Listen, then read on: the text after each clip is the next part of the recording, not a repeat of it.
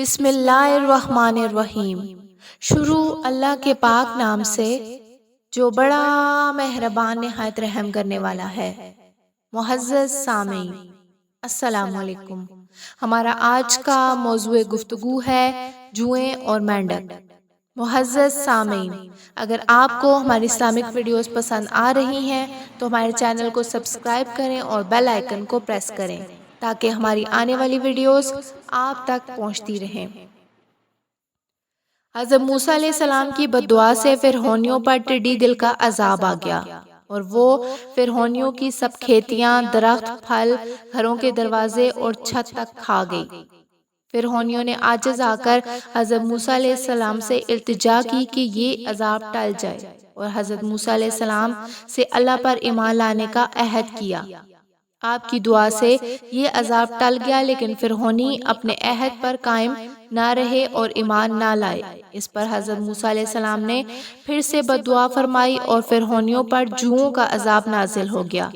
یہ جوئیں فرعونیوں کے کپڑوں میں گھس کر ان کے جسموں کو کاٹتی اور ان کے کھانے میں بھر جاتی تھی، اور گھن کی شکل میں ان کے گیہوں کی بوریوں میں پھیل کر ان کے گیہوں کو تباہ کرنے لگی۔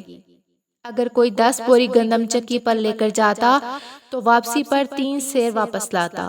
فرعونیوں کے جسم پر اس کثرت سے چلنے لگی کہ ان کے بال، بھویں، پلکیں چاٹ کے جسم پر چیچک کی طرح داغ کر دیے اور ان کا سونا دشوار کر دیا۔ یہ مصیبت دیکھ کر انہوں نے حضرت موسیٰ سے التجا کی کہ ہمارے لیے دعا کیجیے اور ایمان لانے کا وعدہ کیا۔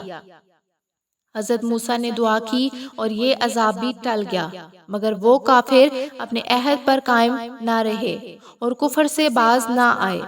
حضرت موسیٰ نے پھر سے ان کے لیے بد دعا کی تو اللہ تعالیٰ نے اب کی بار ان پر مینڈکوں کا عذاب نازل کیا، اور حال یہ ہوا کہ آدمی بیٹھتا تھا تو اس کی گود میں مینڈک بھر جاتے تھے۔ بات کرنے کے لیے منہ کھولتا تو مینڈک کود کر منہ میں پہنچ جاتا۔ ہانڈیوں میں مینڈک، کھانوں میں مینڈک اور چولہوں میں مینڈک بھر جاتے تھے اور آگ بجھ جاتی تھی۔ لیٹتے تو مینڈک اوپر سوار ہوتے تھے۔ اس مصیبت سے فرعونی رو پڑے اور حضرت موسیٰ سے عرض کیا کہ اب کی بار ہم اپنے عہد پر قائم رہیں گے اور پکی توبہ کرتے ہیں، ہم پر مصیبت ٹالیے۔ حضرت موسیٰ نے پھر سے دعا فرمائی اور عذاب ٹل گیا، مگر تماشا دیکھیے کہ یہ کافر پھر بھی اپنے عہد پر قائم نہ رہے اور اپنے کفر پر بدستور ڈٹے رہے۔ معزز سامعین، کافروں کے وعدے کا کوئی اعتبار نہیں اور بار بار عہد شکنی کرنا کافروں کا کام ہے۔ مسلمان اپنے عہد کا پابند رہتا ہے۔